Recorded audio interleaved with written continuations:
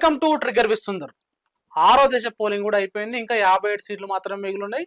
మొత్తం 486 సీట్లకు పోలింగ్ అయితే అయిపోయింది. ఆరో దశలో పోలింగ్ ఎవరి వైపు పడ్డది, ఏ రాష్ట్రంలో పరిస్థితి ఏంది, లెక్కలేంది, పత్రాలేంది మాట్లాడుకుందాం. దానికోసం ఈరోజు మన స్టూడియోలో ఉన్నారు ప్రముఖ విశ్లేషకులు పిట్టల రవి గారు. ఆయనతో మాట్లాడదాం. నమస్తే అండి. నమస్తే అండి. పిట్టల రవి గారు, చెప్పండి, ఏంది ఆరో దశ ఫలితాలకు పోలింగ్ సంబంధించినది ఎట్లా ఉంది? ఏ రాష్ట్రంలో ఎన్ని సీట్లు, ఏంది పరిస్థితి, ఎట్లా పోలింగ్ ఉంది? వాస్తవంగా ఆరో దశకు వస్తే ఈ పోలింగ్ శాతం పెరిగిద్దని అందరు అనుకున్నారు. కానీ వాస్తవంగా ఇప్పుడు ఎన్నికల కమిషన్ 5 గంటల తర్వాత రిలీజ్ చేసిన పోలింగ్ శాతం ప్రకారం 57.70% పోలింగ్ అయింది. బహుశా ఇంకా కొంత పెరగొచ్చు, ఎందుకంటే ఎన్నికల కమిషన్ స్పష్టంగా ఎప్పుడు టైంలీ చెప్పట్లేదు కాబట్టి. ఏదైనా పోలింగ్ శాతాన్ని పోల్చుకుంటే పెద్ద ఎత్తున ఓటింగ్ శాతం నమోదైందని చెప్పలేము మనం ఎలక్షన్స్ లో. ఎందుకంటే మేజర్ సిటీస్ లో ఎలక్షన్ జరుగుతుంది కాబట్టి కొంత పోలింగ్ శాతం తక్కువ ఉండే అవకాశం ఉంది. కానీ మేజర్ గా ఏంటంటే బీజేపీ ఎక్కడైతే బలంగా ఉందో ఆ ప్రాంతాల్లో పోలింగ్ శాతం డౌన్ ఉంది అనేది నియోజకవర్గాలు లేదా రాష్ట్రాల వారికి చూస్తే మనకు అనిపిస్తుంది. అసలు ఏ రాష్ట్రాల పరిస్థితి? ఇప్పుడు ఢిల్లీ ఉంది. ఢిల్లీలో 7కు 7 బీజేపీ గతంలో క్లీన్ స్వీప్. అవును. ఇప్పుడు ఏంది పరిస్థితి అక్కడ? అసలు ఈ మొత్తం ఆరో దశలో కీలకమైన రాష్ట్రమే ఢిల్లీ. ఎందుకంటే ఒకటి దేశ రాజధాని, ప్లస్ ఢిల్లీ జనాభా చూస్తే మనకి భారతదేశం నుంచి వివిధ ప్రాంతాల నుంచి ఒక మినీ ఇండియాగా ఉంటది మనకి ఢిల్లీ.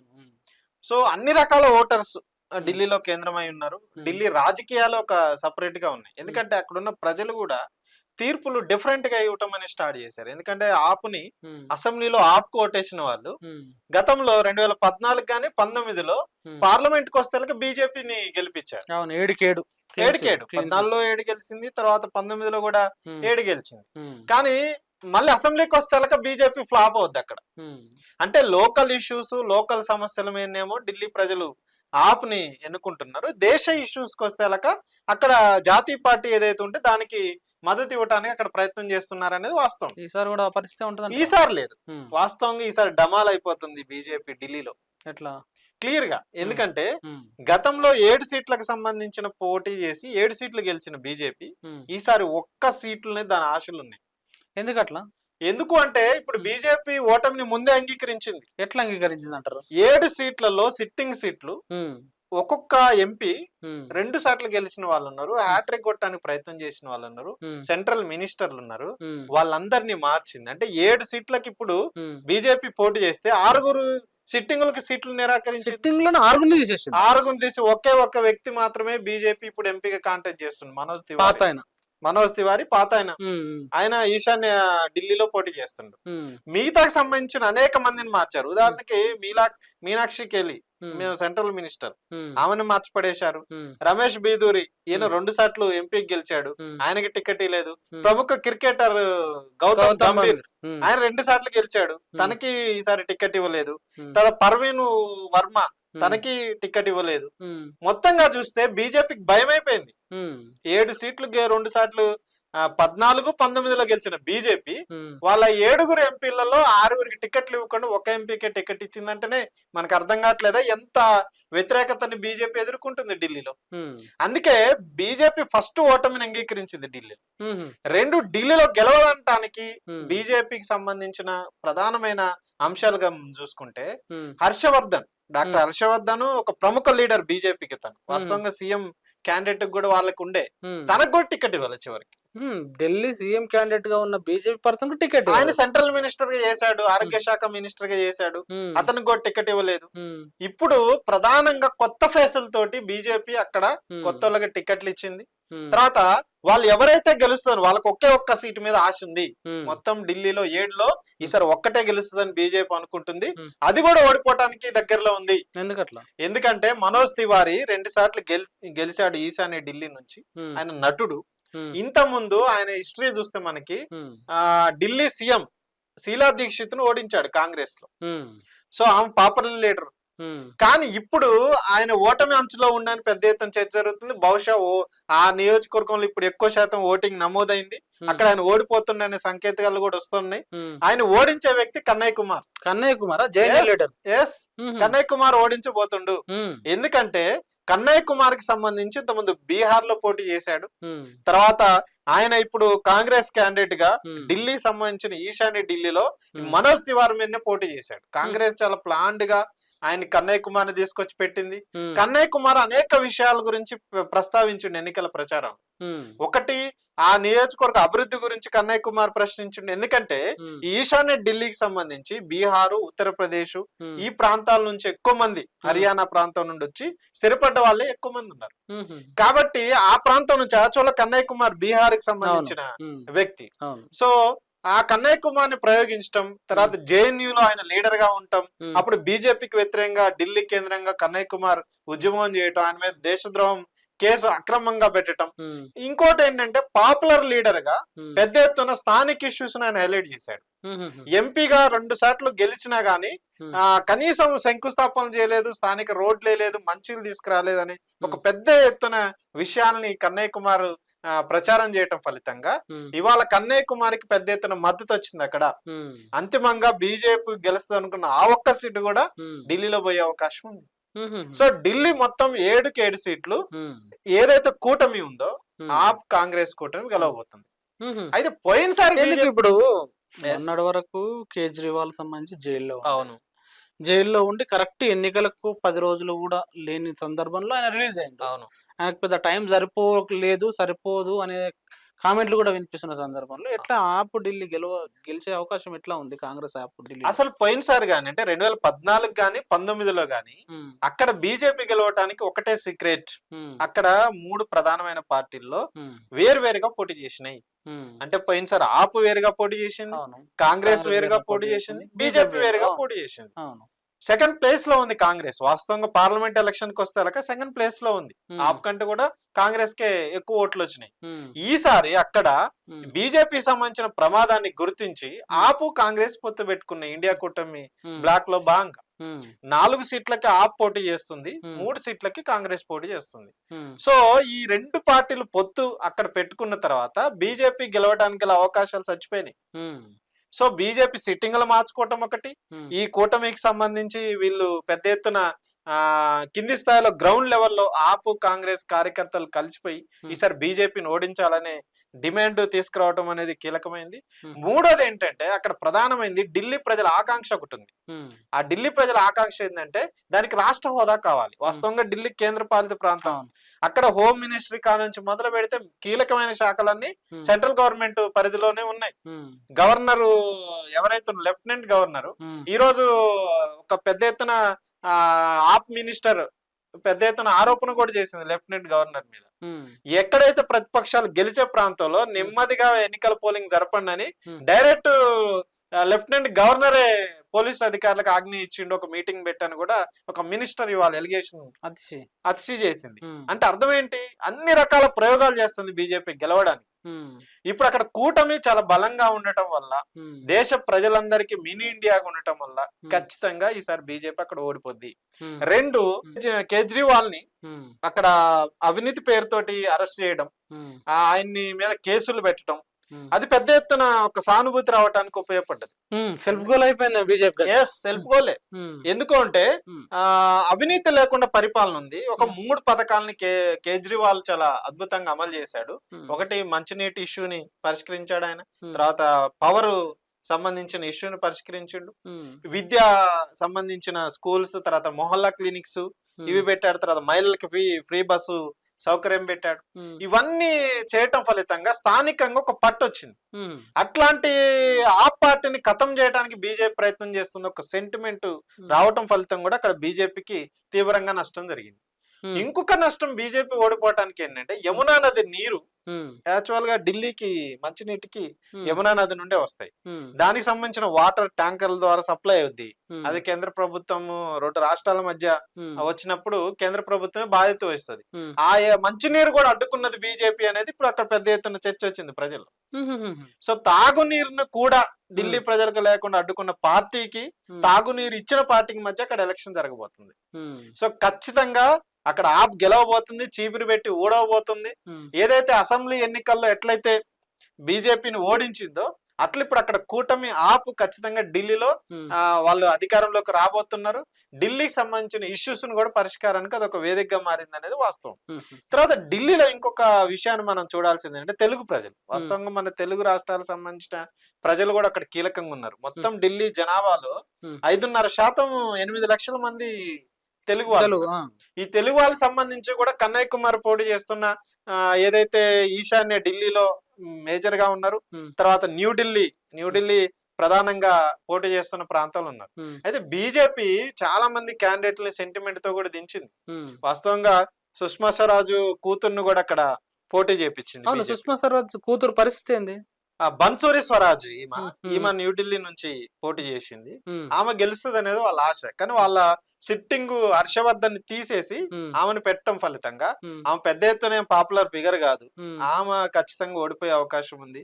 అంటే బీజేపీ ఒక సెంటిమెంట్ ని ప్రయోగించడానికి ప్రయత్నం చేసినా గానీ ఆ సీటు కొంచెం టఫ్ ఫైట్ ఇస్తుంది అనేది. ఇప్పుడు సెంటిమెంట్ ఏముందా? సెంటిమెంట్ మహిళలు ప్రధానంగా ఆపులో ఎక్కువ మంది మహిళా నేతలు ఉన్నారు. బీజేపీకి పెద్దగా మహిళా నేతలు ఎవరు లేరు. తర్వాత సుష్మా స్వరాజ్ కూతురికి టికెట్ ఇచ్చినమనే ఒక సెంటిమెంట్ తీసుకురావడానికి ప్రయత్నం చేశారు. అయినా గానీ అక్కడ ఏం వర్కౌట్ కాలేదు.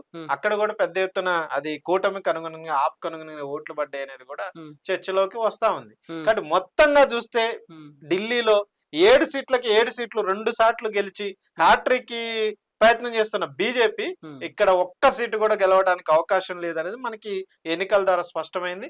ఢిల్లీలో ఓడిపోవటం అంటే ఆటోమేటిక్ గా ఏదైతే రాజ్యాధికారం అనుకుంటున్నారో, ఏదైతే మొత్తం దేశంలో అధికారంలోకి వస్తారనుకున్నో వాళ్ళ ఆశలు ఆవిరైన అనేది క్లియర్. ఇక్కడ మరి హర్యానా పరిస్థితి ఏంది? హర్యానా రైతు ఉద్యమంలో చాలా కీలకమైన పాత్ర పోషించిన రాష్ట్రం. మరి ఆ రాష్ట్రంలో కూడా లాస్ట్ టైం మొత్తం 100% బీజేపీ 10కి 10. మరి ఇప్పుడు ఇట్లా ఉందో పరిస్థితి? అసలు ఢిల్లీ తర్వాత మనం మాట్లాడుకోవాల్సింది హర్యానా గురించి. ఎందుకంటే క్యాపిటల్ సిటీ పక్కన ఫైనాన్స్ గా అంటే ఆర్థిక పరమైన అనేక కంపెనీలు, ఫ్యాక్టరీలు పెద్ద ఎత్తున అంగు ఆర్భాటం ఉన్న ప్రాంతం హర్యానా. సో హర్యానాలో లాస్ట్ టైం ఎలక్షన్స్ లో 10 సీట్లకు గాను 10 సీట్లు బీజేపీనే గెలిచింది. కానీ ఈసారి ఒక 2 సీట్లు మాత్రమే బీజేపీ పోటీ ఇవ్వగలుగుతుంది, మిగతా 8 సీట్లు పోతాయి అనేది ఇప్పుడు పెద్ద ఎత్తున చర్చ నడుస్తుంది. ఆ 2 సీట్లు కూడా గెలిచే అవకాశం లేదు. కానీ కొంచెం పోటీ ఇస్తున్నది. మిగతా 8 సీట్లు పోటీ ఇచ్చే అవకాశమే లేదు. ఏ 2 సీట్లు అవి? ఒకటి కర్నాల్ అనే ఒక సీట్ ఉంది. అలా అక్కడ మాజీ ముఖ్యమంత్రి 2 సార్లు ముఖ్యమంత్రి చేశాడు మనోహర్ లాల్ ఖట్టర్. సో ఖట్టరే స్వయంగా ఆ కాన్స్టిట్యున్సీలో ఇప్పుడు ఎంపీ అభ్యర్థిగా పోటీ చేస్తున్నాడు.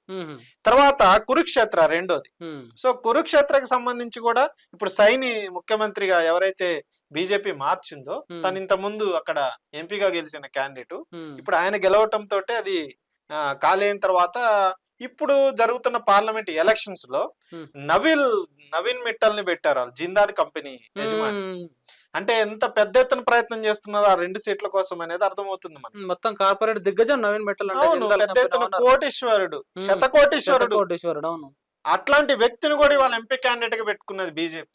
కురుక్షేత్రలో వాస్తవం కురుక్షేత్రమే జరుగుతుంది. కురుక్షేత్రంలో ఆప్కి మొత్తము 10 స్థానాల్లో అక్కడ కూడా పొత్తు కుదిరింది. వాస్తవంగా ఆప్ పార్టీ హర్యానాలో కూడా కీలకమైన పార్టీగా ఉంది. అక్కడ కూడా కాంగ్రెస్ ఆప్ కలిపి పొత్తులో ఉన్నాయి. 9 సీట్లకు కాంగ్రెస్ చేస్తే 1 సీటు మాత్రమే ఆప్ పోటీ చేస్తుంది, అది కూడా కురుక్షేత్రాలో. సో కురుక్షేత్రాలో ఆపు ఒక సామాన్యుడికి, ఒక న్యాయవాదికి టికెట్ ఇస్తే ఒక కార్పొరేట్ దిగ్గజానికి బీజేపీ టికెట్ ఇచ్చింది. సో అక్కడ వార్ వన్ సైడ్ జరిగే పరిస్థితి కనిపిస్తుంది. అనేక సార్లు అక్కడ బీజేపీ గెలిచిన చరిత్ర ఉన్నా గానీ పెద్ద ఎత్తున అక్కడ ఒక వ్యతిరేకత కనిపిస్తా ఉంది. కాబట్టి కురుక్షేత్రంలో కూడా గెలవడానికి బీజేపీ నానా కష్టాలు పడాల్సిన ఒక పరిస్థితి ఉంది.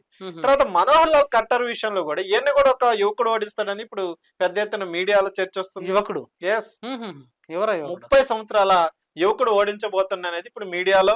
ఇప్పుడు బూది రాజా అనే ఒక వ్యక్తి వాస్తవంగా మనోహర్ లాల్ ఖట్టర్ సీఎం గా ఉన్నప్పుడు స్టూడెంట్ లీడర్ గా ఉన్నాడు. NSU Congress wing student leader గా ఉండి మనోహర్ లాల్ ఖట్టర్ డిగ్రీ ఫీజుల విషయంలో చేసినప్పుడు ఆయన గెరావ్ చేసి కాన్వాయ్ని అడ్డుకుంటే ఈయన 7 సంవత్సరాలు జైల్లో పెట్టాడు సీఎం. 7 సంవత్సరాలు జైలు వచ్చిన ఒక విద్యార్థి నాయకుడు ఇవాళ మనోహర్ లాల్ ఖట్టర్ మీద ఎంపీగా పోటీ చేస్తుండు. సో గెలుస్తాడు అనేది ఇప్పుడు కనిపిస్తుంది. వాస్తవం కూడా ఇప్పుడు ఇవాళ జరిగిన పోలింగ్ శాతాన్ని బట్టి చూస్తే, లేదా అక్కడ ఉన్న ప్రచార సరళిని బట్టి చూస్తే అక్కడ వస్తున్న ఖట్టర్ కి తీవ్రమైన వ్యతిరేకత ఉంది. ఇంతకుముందు మహిళల మీద వివాదాస్పదమైన వ్యాఖ్యలు చేశాడు. తర్వాత ఆయన ఫేస్ చూస్తే ఓట్లు పడవని ఆయన్ని చివరికి ముఖ్యమంత్రిగా బీజేపీ మార్చుకున్న పరిస్థితి కూడా అక్కడ కనిపిస్తా ఉంది. అక్కడ ప్రధానంగా ముగ్గురు ఎవరైతే ఇండిపెండెంట్ ఎమ్మెల్యేలు ఉన్నారో ఈ మధ్య కాలంలో వాళ్ళు బీజేపీ ప్రభుత్వానికి మద్దతు ఉపసంహరించుకున్నారు. వాళ్ళు డైరెక్ట్ ఈ బోధిరాజకే సపోర్ట్ చేస్తున్నారు. ఆ కాన్స్టిట్యూన్సీ చెందిన సంబంధించిన ఇండిపెండెంట్ ఎమ్మెల్యేలు వాళ్ళు. కాబట్టి ఇండిపెండెంట్ ఎమ్మెల్యేల సపోర్ట్ ఉంది, తర్వాత మిగతా ఎమ్మెల్యేల సపోర్ట్ ఉంది, ఆప్ సపోర్ట్ ఉంది. అంతిమంగా ఆ మాజీ సీఎం ను కూడా ఓడించబోతుండ అనేది క్లియర్. కాబట్టి వస్తున్న ట్రెండ్స్ చూస్తే మనకి జరుగుతున్న ప్రచారాన్ని బట్టి అక్కడ 10కి 10 సీట్లు గెలవటం అనేది బీజేపీకి అసాధ్యం అనేది అర్థమైపోతుంది. ఎంత పెద్ద ఎత్తున క్యాంపెయిన్ చేసినా, అక్కడ ముఖ్యమంత్రులు మార్చినా, లేదు అక్కడ ఒక విషయాన్ని ముందుకు తీసుకొస్తున్నారు. అక్కడ జాట్ల ఇష్యూ, రైతు ఇష్యూ కీలకమైంది. ఎందుకు బీజేపీ అంత ఈజీగా ఓడిపోదు, కానీ ఎందుకు ఓడిపోతుంది అంటే ప్రధానంగా జాట్ సామాజిక వర్గమే ఎక్కువ రైతులుగా ఉన్నారు. అక్కడ రాజకీయాన్ని శాసించేది మొత్తం జాట్లే. సో రైతు ఉద్యమంలో కీలకమైనది హర్యానా. ఎంఎస్పీ విషయంలో వాళ్ళు పెద్ద ఎత్తున ఆందోళన చేశారు.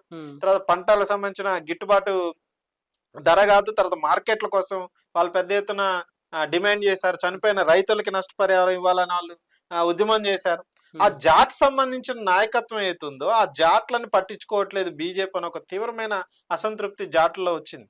అందుకే ఓబీసీ క్యాండిడేట్ ని సైనిని తీసుకొచ్చి వాళ్ళు ఒక ముఖ్యమంత్రి అభ్యర్థిగా పెట్టి ఓబీసీ వర్సెస్ జాట్లుగా ఇప్పుడు హర్యానా ఎలక్షన్స్ జరగబోతున్నాయి. సో ఆ రకంగా చూసినా గానీ అది బీజేపీకి తీవ్రమైన నష్టాన్ని కలగజేస్తుంది. అంతిమంగా వాళ్ళ బీజేపీ అక్కడ ఓడిపోవటానికి కారణం ఏది? ప్రభుత్వమే. వాస్తవంగా రాష్ట్ర ప్రభుత్వం కూడా ఇప్పుడు కూలిపోయే పరిస్థితిలో మద్దతు ఉపసంహరించుకోవడంతో ఒక పరిస్థితి క్రిటికల్ గానే ఉంది. వాస్తవంగా ఇప్పుడు ఫ్లోర్ టెస్ట్ వింటే బల పరీక్షలో నిరూపించుకోవాల్సిన పరిస్థితి వచ్చింది. కాదు ఎలక్షన్ జరుగుతున్నాయి కాబట్టి ఫ్లోర్ టెస్ట్ జరగట్లేదు, కానీ జరిగితే అక్కడ బీజేపీ గవర్నమెంట్ కూలిపోద్ది, అక్కడ కాంగ్రెస్ గవర్నమెంట్ అధికారంలోకి వస్తుంది. కాబట్టి అక్కడ ఈ రైతుల జాట్ల సమస్య ఒకటైతే, రెండు అగ్నిపథ్ స్కీమ్ కూడా యువకుల్లో పెద్ద ఎత్తున అసంతృప్తి కల్పించింది బీజేపీ మీద. ఎందుకంటే ఎక్కువ శాతం మన సైనికులు ఆర్మీలోకి పోయే దాంట్లో హర్యానా రాష్ట్రం నుంచి ఎక్కువ మంది యువకులు ఉంటారు. ఈ అగ్నిపథ్ స్కీమ్ ను కూడా అంటే సైనిక వ్యవస్థను కూడా కార్పొరేట్ స్థాయికి దిగజార్చారు, ప్రైవేటీకరణ వైపు తీసబోతారు. ఈ స్కీమ్ వల్ల తీవ్రమైన నిరసనలు వచ్చిన రాష్ట్రాల్లో హర్యానా కూడా ఒకటి. కాబట్టి దీని పట్ల కూడా తీవ్రమైన వ్యతిరేకత అక్కడ ఉంది. రైతాంగం వ్యతిరేకత ఉంది, తర్వాత యువకుల్లో వ్యతిరేకత ఉంది. మహిళల పట్ల కట్టర్ వ్యవహరించిన ఏదైతే అప్పుడు పెద్ద ఎత్తున వివాదాస్పద వ్యాఖ్యలు చేశాడు. తర్వాత మనకు గుర్తుండాల్సిందంటే రెజ్లర్ల ఆందోళన జరిగింది మనకి ఢిల్లీలో. ఆ రెజ్లర్లు ఎక్కడ చెందిన వాళ్ళు? హర్యానాకి సంబంధించిన రెజ్లర్లు. సో వాళ్ళ పట్ల కూడా బీజేపీ సరైన న్యాయం చేయలేదు, మహిళల పట్ల తీవ్రంగా వ్యవహరించింది బీజేపీ అని ఒక అసంతృప్తి కూడా హర్యానాలో ఉంది. కాబట్టి ఓవరాల్ గా మొత్తంగా చూసినప్పుడు వాళ్ళ హర్యానాలో బీజేపీ గెలిచే అవకాశం లేదు. 10కి 10 సీట్లలో ఖచ్చితంగా ఓడిపోద్ది అనేది ఇప్పుడు పోలింగ్ సరళిని బట్టి గానీ, అక్కడ ఉన్న ప్రచార సరళిని బట్టి గానీ, మీడియాలో వస్తున్న అప్డేట్ ని బట్టి గానీ మనకు స్పష్టంగా అర్థమవుతుంది. కాబట్టి ఇక్కడ యూపీ ఉత్తరప్రదేశ్ సంబంధించి 14 సీట్లు కదా ఇప్పుడు. అవును, 14 సీట్లలో బీజేపీ 7 ఉన్నట్టుంది. అవును, సిట్టింగ్. అవును. అక్కడ పరిస్థితి ఏంటి? వాస్తవంగా బీజేపీకి సంబంధించి ఏంటంటే ఉత్తరప్రదేశ్ రాష్ట్రంలో గెలవడానికి ఒక తీవ్రమైన ప్రయత్నం చేస్తుంది. కానీ వాళ్ళకి ఏంటంటే ఇప్పుడు దఫా జరిగే ఎలక్షన్స్ లో ఈ 14లో బీజేపీ ఎక్కువ సీట్లేం గెలవలే గత సంవత్సరం. దాంట్లో బిఎస్పీ 4 గెలిచింది, ఎస్పీ గెలిచింది మేజర్ గా, తర్వాత మన బీజేపీ ఉంది. కానీ ఇప్పుడు ఈ సీట్లలో ప్రధానంగా ఎస్పీ బలంగా ఉంది, తర్వాత బిఎస్పీ బలంగా ఉంది. ఈ రెండు వేరువేరుగా పోటీ చేస్తున్నాయి. వాస్తవంగా ఇప్పుడు అక్కడ ఎస్పీ కూటమిలో కాంగ్రెస్ ఎస్పీ కలిసి పోటీ చేస్తున్నాయి, తర్వాత బిఎస్పీ సపరేట్ గా పోటీ చేస్తుంది, తర్వాత బీజేపీ సపరేట్ గా పోటీ చేస్తుంది. అక్కడ మేనకా గాంధీ పెద్ద ఎత్తున సుల్తాన్పూర్ సంబంధించి మేనకా గాంధీ పోటీ చేస్తుంది. మేనకా గాంధీ సీటు కూడా ఇప్పుడు ఓడిపోద్దని పెద్ద ఎత్తున చర్చ జరుగుతుంది. దాని మీద కూడా అక్కడ గతంలో ఆమె చాలా బీజేపీ క్యాండిడేట్, అది గెలవటానికి ఒక ఇబ్బంది పడాల్సిన పరిస్థితుల్లో ఉంది. అయితే ఏంటంటే అక్కడ ఒక 2 సీట్ల కంటే ఎక్కువ ఈసారి బీజేపీ గెలవదు అనేది పెద్ద ఎత్తున చర్చలో 14. ఆ దాంట్లో కారణం ఏంటంటే ఒకటి ఆజంగఢ్ పెద్ద ఎత్తున ఎప్పటి నుంచో ములాయం సింగ్ ఫ్యామిలీకి అదొక కంచుకోట లాంటి ప్రాంతం. పోయినసారి అఖిలేష్ యాదవ్ కూడా దాని నుంచి 19లో గెలిచిన పరిస్థితి ఉంది. తన సీఎం అయిన తర్వాత దాని నుంచి ఉప ఎన్నికలు వచ్చినాయి. కాబట్టి మెయిన్ ఇప్పుడు జరిగే ఈ 14లో ఎక్కువ బెల్ట్ అనేది సమాజ్వాదీ పార్టీకి, తర్వాత బిఎస్పికి బలం ఉన్న ప్రాంతాలు కాబట్టి ఈ ఫేజ్ లో వాళ్ళు అనుకున్నట్టు యూపీలో పెద్ద ఎత్తున సీట్లు వస్తేనే ఆశ ఏం లేదు, అక్కడ గెలిచే అవకాశం లేదు. ఆ రకంగా చూసినప్పుడు ఉత్తరప్రదేశ్ రాష్ట్రంలో ఈ దఫా జరిగిన ప్రచారంలో కూడా పెద్ద ఎత్తున బీజేపీ అగ్రనాయకత్వం కూడా పాల్గొనలేదు. వాస్తవంగా పాల్గొనలేదని అనేకంటే అక్కడ పాల్గొంటే ఓట్లు రావనే ఫీలింగే ఎక్కువ ఉంది. అక్కడ ఇంకొక ప్రధానమైన సమస్య ఏంటంటే ఇప్పుడు రాజ్పుత్ ఇష్యూ మళ్ళీ ఈ ప్రాంతంలో కూడా ఉంది. సో రాజ్పుత్లు కూడా మేజర్ గా ఉన్నారు వాళ్ళు. తర్వాత ఎస్సీ సామాజిక వర్గం, షెడ్యూల్ క్యాస్ట్ సంబంధించిన ఓటర్లు ఎక్కువ ఉన్నారు కాబట్టి బిఎస్పికి వస్తుందని. అయితే ఇక్కడ ఒక పాయింట్ ఏంటంటే బిఎస్పికి సంబంధించి 4 సీట్లు గతంలో ఉన్నాయి. ఆ సిట్టింగ్ సీట్ ఇప్పుడు కోల్పోతే అవి ఎస్పీకి లాభం జరిగిద్ది అనే చర్చ కూడా జరుగుతుంది. అంతిమంగా ఇండియా బ్లాక్ ఏదైతే ఉందో, కాంగ్రెస్ ఎస్పీ కూటమి అవుతుందో అవే దీంట్లో ఎక్కువ మెజారిటీ సీట్లు అవి గెలిచే అవకాశం ఉంది. ఒక 2 సీట్ల కంటే ఎక్కువ బీజేపీ గెలవదు అనేది కూడా మనకి ఉత్తరప్రదేశ్ ఈ దఫా 6వ దఫా చూసినప్పుడు మనకి స్పష్టంగా అర్థమవుతోంది. మిగతా రాష్ట్రాల పరిస్థితి నెక్స్ట్ చూసినప్పుడు బీహార్ వాళ్ళకి ఆశలున్న ప్రాంతం. బీహార్ వాస్తవంగా 8 సీట్లకి ఇప్పుడు బీహార్ లో ఎన్నికలు జరుగుతున్నాయి. దాంట్లో 7 బీజేపీ ఉంది. సో బీజేపీ 7 సీట్లకు గెలిచినా గానీ ఇప్పుడు ఆ 7 సీట్లు నిలబెట్టుకోవటం అనేది ఇప్పుడు ఒక ప్రశ్నగా అయింది బీజేపీకి. ఎందుకంటే ప్రముఖమైన బీజేపీకి సంబంధించిన లీడర్లందరూ అక్కడ కేంద్రీకరణ చేసి పనిచేస్తున్నా గానీ అక్కడ ప్రధానంగా అలయన్స్ పార్టీలు, లెఫ్ట్, కాంగ్రెస్, తర్వాత ఆర్జేడీ, ఈ 3 సంబంధించిన పార్టీలు ఏతున్నాయో ఈ 3 ఒకవైపు కూటమి కట్టడం, తర్వాత ఈ 8 ప్రాంతాల్లో పోయినసారి బీజేపీ గెలవటానికి కూడా ఇవి విడివిడిగా పోటీ చేయటమే కారణం. సో ఇప్పుడు ఇవన్నీ ఒక కూటమిలోకి, ఇండియా బ్లాక్ లోకి రావటం ఫలితంగా బీజేపీకి టఫ్ ఫైట్ ఇస్తున్నాయి. అక్కడ వస్తున్న సర్వేల ప్రకారం ఏంటంటే ఒక 3 సీట్ల వరకు బీజేపీ గెలిస్తే మిగతా సీట్లన్నీ మిగతా కూటమి గెలుస్తుంది అనేది ఇప్పుడు బీహార్ లో పెద్ద ఎత్తున చర్చలోకి వస్తుంది. అది బీహార్కి సంబంధించిన దాంట్లో ఏమిటంటే అక్కడున్న ఏదైతే ఆర్జేడీ పవర్ఫుల్ పార్టీగా ముందుకు వచ్చింది, ఆర్జేడీని చూసి ఇప్పుడు బీజేపీ భయపడాల్సిన ఒక దుస్థితిలోకి నెట్టివేయబడ్డది. తర్వాత లెఫ్ట్, వాస్తవంగా లెఫ్ట్ ఎక్కువ మద్దతు ఇస్తుంది. ఇప్పుడు అక్కడ లెఫ్ట్ పార్టీలు బలమైన పార్టీలు ప్యాకెట్ లో ఉన్నాయి. ఇప్పుడు జరుగుతున్న ఈ 8 ఏదైతే పార్లమెంట్ పరిధిలో ఉన్నాయో అక్కడ ఎక్కువ లెఫ్ట్ పార్టీల యొక్క ప్రాబల్యం ఉన్న ప్రాంతాలు కూడా ఇప్పుడు ఎలక్షన్స్ లో ఉన్నాయి దాంట్లో. కాబట్టి ఇక్కడ బీజేపీకి సంబంధించి గతంలో ఓట్ల చీలిక వల్ల, ప్రతిపక్షాల చీలిక వల్ల గెలిచిన సీట్లు అవుతున్నాయో ఆ సీట్లను నిలబెట్టుకునే పరిస్థితి కూడా మనకి బీహార్ లో ఉండదు అనేది స్పష్టంగా కనిపిస్తుంది. తర్వాత వాళ్ళకి ఇంకొక చిన్న రాష్ట్రం ఉంది, జార్ఖండ్. 4 సీట్లు. సో జార్ఖండ్ 4కి 4 వాళ్ళే. కానీ సార్ జార్ఖండ్ లో 1 సీటు గెలిచే అవకాశం ఉంది, రాంచీ సీటు. తర్వాత వాళ్ళు దాని మీద ఆశలు పెట్టుకున్నారు. కానీ ఆ 1 సీటు తప్ప మిగతా సీట్లలో బీజేపీ గెలిచే అవకాశం లేదు. ఎందుకంటే అక్కడ హేమంత్ సోరెన్ ని అరెస్ట్ చేశారు, మాజీ సీఎం ని. తో ఆయన అరెస్ట్ చేయటం వల్ల అక్కడ ఒక సానుభూతి పరిస్థితి ఉంది. తర్వాత ఈ జేజేఎం పార్టీని లేకుండా చేయటానికి ఒక ప్రయత్నం అనేది వాళ్ళు చేస్తున్నారు. అంతిమంగా జార్ఖండ్ సంబంధించి కోల్ ఎక్కువ, బొగ్గు ఉంటది అక్కడ. వాస్తవంగా బొగ్గు నిక్షేపాలు ఎక్కువ ఉన్న ప్రాంతం. అదాని బొగ్గు స్కామ్ కి సంబంధించిన లింకులు కూడా జార్ఖండ్ సంబంధించిన దాంట్లో ఉన్నాయని, అక్కడ ట్రేడ్ యూనియన్ ఇష్యూస్, కార్మిక వర్గం పెద్ద ఎత్తున తిరుగుబాటు చేస్తున్న ప్రాంతం, వెనకబడిన ప్రాంతంగా జార్ఖండ్ ఉంది. కాబట్టి జార్ఖండ్ లో బీజేపీ 4 సీట్లలో 1 సీటు కూడా, అది కూడా బాగా టఫ్ ఇస్తుంది, రాంచీ సీటు. మిగతా సీట్లన్నీ ఓడిపోద్ది అనేది కూడా అక్కడ చర్చ జరుగుతున్న పరిస్థితి కూడా మనకి జార్ఖండ్ లో కనిపిస్తా ఉంది. ఇక మనకి ఇంకా బీజేపీ ఈ ఎలక్షన్స్ లో ముందుకొచ్చిన సీట్లలో ఒకటి జమ్మూ అండ్ కాశ్మీర్.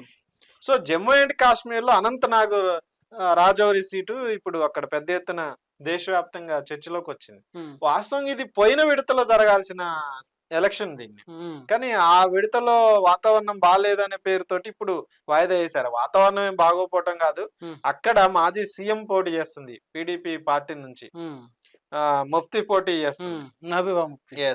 ఆమె పోటీ చేయటం తర్వాత బీజేపీ భయపడింది, అక్కడ క్యాండిడేట్ ను కూడా పెట్టలేదు. అక్కడ national conference plus PDP party మధ్యనే పోటీ ఉంది. సో బీజేపీ అప్నా అనే ఒక చిన్న పార్టీకి మద్దతు ఇస్తుంది. అక్కడ తర్వాత కాశ్మీర్ పండిట్లు కూడా ఎక్కువ ఉన్న ప్రాంతం అది. సో పండిట్ నుంచి ఒక ఇండిపెండెంట్ పోటీ చేస్తుంది. వాస్తవంగా బీజేపీ మనందరికి తెలుసు పండిట్లో వాళ్ళ సెంటిమెంట్ ను ఉపయోగించుకొని పండిట్ల వైపు ఉన్నామని పెద్ద ఎత్తున ప్రచారం చేసుకున్న బీజేపీ చివరికి ఆ పండిట్ల వైపు, కాశ్మీర్ పండిట్ల వైపు కూడా ఉండని పరిస్థితి. ఉంటే అక్కడ నుంచి వాళ్ళకు క్యాండిడేట్ దొరికేవాడు. కనీసం క్యాండిడేట్ దొరకని పరిస్థితిలో ఉంది. ఇక్కడ ఇండియా బ్లాక్ సపోర్ట్ చేస్తున్న పార్టీల మధ్యనే పోటీ ఉంది తప్ప బీజేపీ ఎక్కడ సీన్ లో లేదు, కనీసం పోటీలో లేదు. వేరే వాళ్ళకి అంటే విభజనవాదులు ఎవరైతే ఉన్నారో, 370 ఆర్టికల్ ఎవరైతే సపోర్ట్ చేశారో, కాశ్మీర్ ప్రజలకి వ్యతిరేకంగా ఎవరైతే పనిచేశారో వాళ్ళ అట్లాంటి పార్టీకి వాళ్ళు బీజేపీ అక్కడ మద్దతు ఇవ్వటం ఫలితంగా ఆ ఒక్క సీటు కూడా బీజేపీ గెలిచే అవకాశం కాదు కదా. బీజేపీ ఖాతాలోకి వచ్చే బీజేపీ అలయన్స్ పార్టీలు కూడా గెలిచే పరిస్థితి లేదు. ఆ రకంగా అనంతనాగ్ సీట్ అనేది వాళ్ళు కోల్పోయే పరిస్థితి మనకు అనిపిస్తుంది. తర్వాత మిగతా ప్రాంతాలు చూసుకున్నప్పుడు ఒడిశా గురించి ఇప్పుడు చర్చ వచ్చింది. యాక్చువల్ ఒడిశాలో మనకి నవీన్ పట్నాయక్ తర్వాత బీజేపీ మధ్య చర్చలు జరిగినాయి. వాళ్ళతో పొత్తు కుదిరిద్ది అనే ప్రచారం చేశారు. కానీ నవీన్ పట్నాయక్ ఇప్పుడు తీవ్రంగా బీజేపీ మీద అటాక్ చేస్తుంది. అక్కడ అసెంబ్లీ ఎలక్షన్ జరుగుతున్నాయి. ఫస్ట్ 3 విడతలు పార్లమెంట్ పోటీ జరిగినప్పుడు అప్పుడు పెద్ద ఎత్తున నవీన్ పట్నాయక్ ఏమి బీజేపీ మీద అటాక్ చేయలే. అంటే బీజేపీ గెలుస్తుందేమో అనే ఆశలో ఆయన కూడా ఉన్నాడు. కానీ 3 విడతల్లో బీజేపీ ఓడిపోద్దని ఎప్పుడైతే ఫైనల్ అయిందో అక్కడ నుంచి నవీన్ పట్నాయక్ కూడా ఇప్పుడు విజృంభణ స్టార్ట్ చేశాడు. బీజేపీ మీద తీవ్రమైన విమర్శలు చేస్తుండు. తర్వాత ఎవరైతే మోడీ ఉన్నాడో మోడీ మీద కూడా పెద్ద ఎత్తున కామెంట్లు చేస్తుండు. ఒడిశా సంస్కృతి సాంప్రదాయాల్ని మోడీ దెబ్బతీస్తుండ అనేది పెద్ద ఎత్తున చర్చలోకి తీసుకొచ్చిండు. ఆ రకంగా ఒడిశాలో ఉన్న 6 సీట్లకు సంబంధించి కూడా అక్కడ బీజేపీకి తర్వాత ఈ నవీన్ పట్నాయక్ పార్టీకి మధ్య తర్వాత కాంగ్రెస్ సంబంధించిన ఈ మూడింటి మధ్య త్రిముఖ పోటీ అనేది జరగబోతుంది. అక్కడ బీజేపీ గెలిచే అవకాశాలు లేవు. నవీన్ పట్నాయక్ అటు కాంగ్రెస్ కి నేను బీజేపీకి దూరంగా ఉంటా అని ప్రకటించిండు. కానీ ఎక్కువ శాతం ఆయన ఇండియా బ్లాక్ కి సంబంధించి ప్రధానమంత్రి అభ్యర్థిస్తే వస్తాను. అప్పుడు పెద్ద ఎత్తున ఫస్ట్ లో ఇండియా బ్లాక్ లో కూడా తన భాగస్వామ్యం అయిండు. ఆ పదవి మీద ఆయనకు ఒక ఆకాంక్ష ఉంది. సో దానికోసం ఆయన ఇండియా బ్లాక్ కు దూరం అయిండు. అంతిమంగా బీజేపీ వ్యతిరేకమైన పవనాలే ఒడిశాలో వీస్తున్నాయి. అక్కడ అసెంబ్లీ కూడా బీజేపీ గెలిచే పరిస్థితి లేదనేది మనకి స్పష్టంగా కనిపిస్తుంది. ఇక ఫైనల్ మొత్తం ఈ 6వ విడతలో ఉన్న కీలకమైన రాష్ట్రం వెస్ట్ బెంగాల్. మనకి మమతా బెనర్జీ వెస్ట్ బెంగాల్ సంబంధించి 8 సీట్లలో బీజేపీ 3 సీట్లు ఉంటే మిగతా సీట్లు మొత్తం తృణమూల్ చేతుల్లో టిఎంసీ. ఈ తృణమూల్లో ఉన్నాయి కూడా ఎవరు? సువేందో అధికారికి సంబంధించిన ప్రాంతం ఇది. తనకు ప్రాబల్యం ఉన్న ప్రాంతంలో ఇప్పుడు ఎలక్షన్ జరగబోతుంది. సో ఈ సువేందో అధికారి తృణమూల్ నుంచి బీజేపీలోకి పోయి బీజేపీ నుంచి గవర్నమెంట్ కి ప్రయత్నం చేసి పోయినసారి అసెంబ్లీలో ఎక్కువ సీట్లు గెలిచిన పార్లమెంట్ లో 18 సీట్లలో గెలిచిన పరిస్థితి. ఆ 18లో యూపీ ఇప్పుడు ఉన్న దాంట్లో 3 సీట్లు మాత్రమే ఉన్నాయి. అయితే సువేందో అధికారి ఫ్యామిలీకి సంబంధించిన వాళ్ళకి టికెట్లు ఇచ్చుకోవడం, తర్వాత అక్కడ త్రిముఖ పోటీ. వాస్తవంగా ఏంటంటే ఈ ఎలక్షన్ ఈ విడతలో లెఫ్ట్ చాలా బలమైన అభ్యర్థులను పెట్టింది. సో అటు తృణమూలు తర్వాత లెఫ్ట్ కాంగ్రెస్ కూటమి ఒకవైపు, తర్వాత బీజేపీ కూటమి ఒకవైపు ఉండటం వల్ల బీజేపీకి సంబంధించి ఇప్పుడున్న 3 సీట్లలో కూడా ఒక సింగిల్ సీటే గెలుస్తుంది అనేది పెద్ద ఎత్తున ప్రచారం జరుగుతుంది.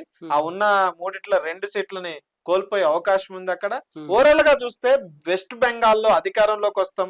నరేంద్ర మోడీ ఒక ప్రకటన చేశాడు. 5వ విడత అయిపోయిన తర్వాత 6వ విడత సందర్భంగా ఒక ఇంటర్వ్యూలో చెప్పాడు, నేను మొత్తం వెస్ట్ బెంగాల్లో మాకు సీట్లు వస్తాయి, తర్వాత ఆంధ్రాలో సీట్లు వస్తాయి, తెలంగాణలో సీట్లు వస్తాయి, తర్వాత తమిళనాడులో సీట్లు వస్తాయి, కేరళలో సీట్లు వస్తాయి అని చెప్పిండు. అన్నిట్లో వస్తాయి అంటున్నాను. అంటే సౌత్ లో వస్తాయి, పశ్చిమంలో వస్తాయని చెప్పిండు. నరేంద్ర మోడీకి నార్త్ లో రావని అర్థమైపోయింది, అది క్లియర్.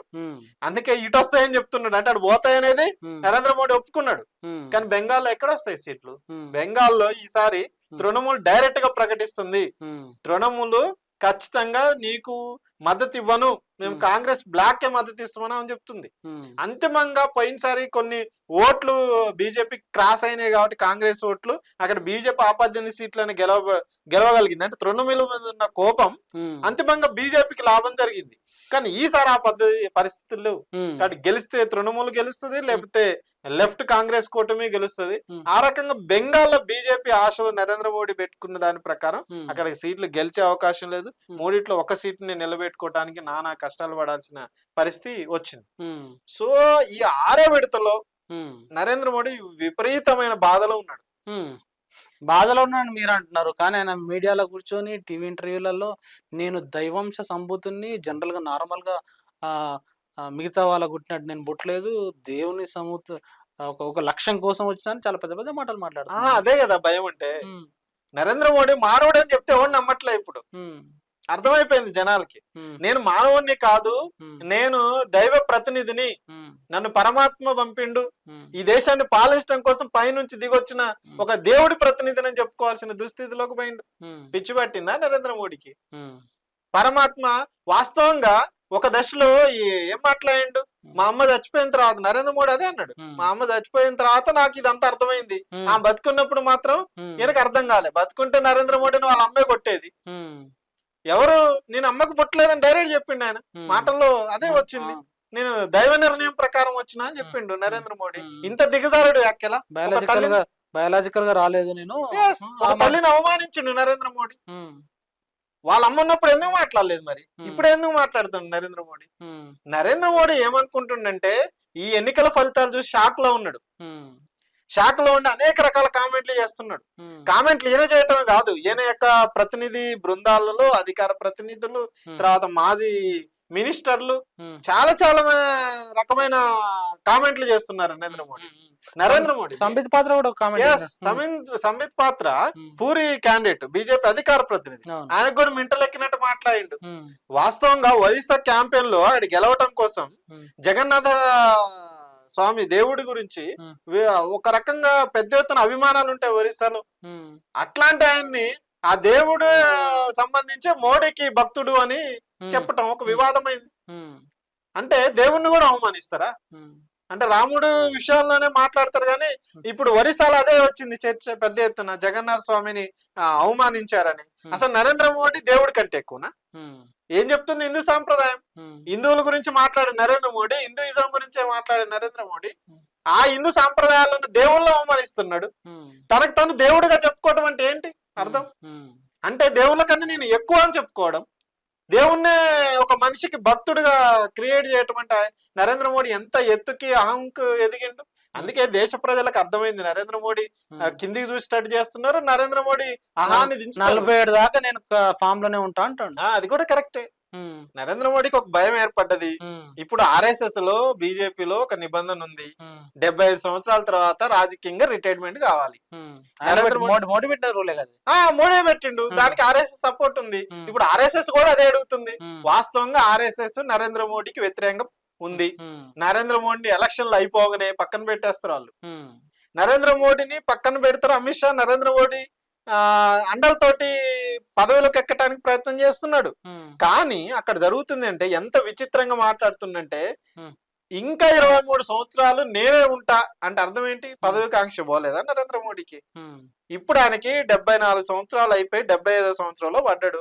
అయిపోయింది, 75వ సంవత్సరం నడుస్తుంది, పూర్తి కాలేదు. ఇంక 23 సంవత్సరాలు అంటే అర్థం ఏంటి? 98 సంవత్సరాల దాకా నరేంద్ర మోడీ రాజకీయాలు చేస్తాడా? అంటే పడక కుర్చీ రాజకీయాల 100 సంవత్సరాల దగ్గరకు వచ్చిన వ్యక్తి ఇంకా దేశం మీద ఆధిపత్యం చలాయించాలని చూస్తాడా? అసలు అది బీజేపీలో సాధ్యమా?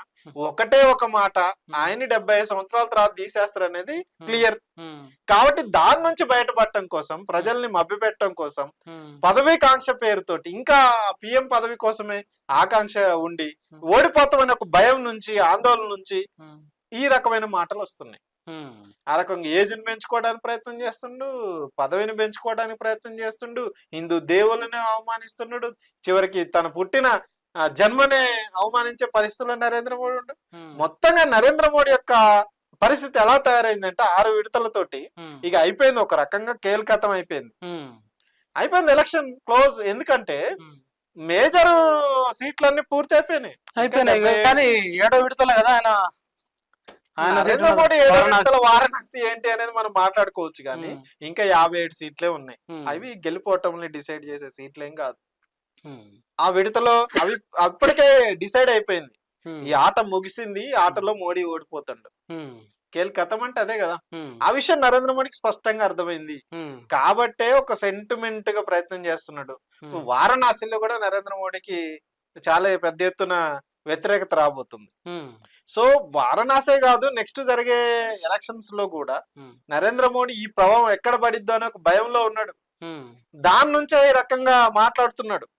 ఒక రకంగా అధికార ఆకాంక్ష ప్రకారం బీజేపీని నరేంద్ర మోడీ అధికారంలోకి తీసుకురాలేకపోతే, ఒక బొటాబొట్టి సీట్లు నరేంద్ర మోడీ పట్టుకురాగలిగితే బీజేపీలో నరేంద్ర మోడీకి వ్యతిరేకంగా తయారవుతున్నారు. బీజేపీ మాజీ అధ్యక్షుడు నితిన్ గడ్కరీ కామెంట్ చేసిండు, మోడీ వేవేం లేదు, ఇది RSS శ్రమ వల్లనే ఈ సీట్లు వచ్చినాయి, అసలు మోడీ ఎవడు గ్యారంటీ ఇవ్వడానికి, మోడీ గ్యారంటీ ఏంటి, బీజేపీ గ్యారంటీ వాళ్ళు కానీ మోడీ గ్యారంటీ ఏంటని బీజేపీ నాయకులే ప్రశ్నిస్తున్న పరిస్థితి ఉంది. కాబట్టి మోడీ ఒక నియంత లెక్క వ్యవహరిస్తుంది అనేది బీజేపీ RSS కూడా అర్థమైంది.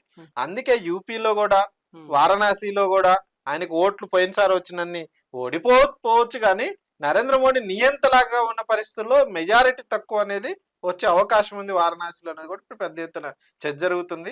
మొత్తంగా భారతదేశ ఎలక్షన్స్ లో 6వ విడత అనేది ఒక కీలకమైంది. బీజేపీ ఆటని ముగింపటానికి ఇది ఒక కీలకంగా పనిచేసింది అనేది వాస్తవం. థ్యాంక్ యూ వెరీ మచ్ పిట్టలరావు గారు. థ్యాంక్ యూ అండి. ప్రజలారా విన్నారు కదా, ఏ రాష్ట్రంలో ఎన్ని సీట్లు లెక్కలేంది పత్రాలేంది మొత్తం చాలా క్లియర్గా పిట్టలరావు గారు మీ ముందు ఉంచారు. మరి ఆయన చేసిన అనాలిసిస్ వాస్తవమైనా మీరేమనుకుంటారో కామెంట్ రూపంలో రాయండి. Thank you very much. చూస్తూనే ఉండండి టీటా.